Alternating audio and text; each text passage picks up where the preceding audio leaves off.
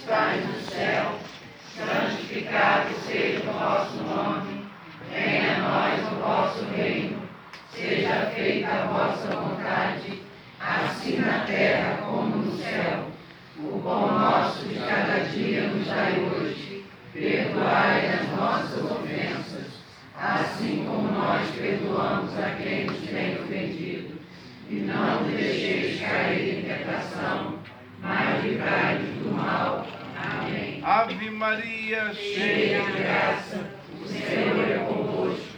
Bendita sois vós entre as mulheres. Bendito é o fruto do vosso ventre, Jesus.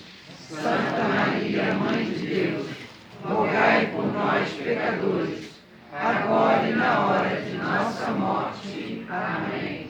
Santo anjo do Senhor, Meu zeloso guardador, se a ti me confiou a piedade divina, sempre me rege, me guarda, me governa, me ilumina. Amém. Nossa Senhora de Fátima, Rogai por nós, São José, rogai por nós, gloriosa Santa Rita de Cássia, rogai por nós. nós agora vamos receber uma bênção e depois o café que foi preparado com muito carinho. Desde madrugada o pessoal está aqui, tem café para todos, 0800, e depois, ao longo do dia, a igreja vai ficar aberta, e os grupos lá se revezando para receber os que vêm de fora. E peço a vocês, se virem alguém acendendo vela, com jeitinho, orienta a pessoa. O Edson conseguiu ali com o macarrão terminar o velário. Então a pessoa vai ali, tem um lugar próprio, né? Porque senão depois o Silvio vai ter que ficar limpando amanhã. Tem aquelas manchas pretas na parede, né? Então fala com jeitinho com a pessoa, cada um de nós, né? Fala, por favor, tem um lugar próprio para você rezar e acender a vela.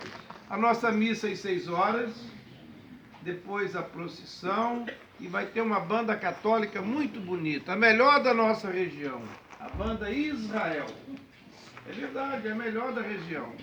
Agora, é preciso incentivar as pessoas para prestigiar, e assim, com o show católico, nós vamos encerrar a nossa festividade deste ano 2018. Que todos tenhamos um bom dia. Agora vamos receber uma bênção para nós e também para os alimentos que vamos receber. Saco vazio não para em pé, mas muito cheio não enverga.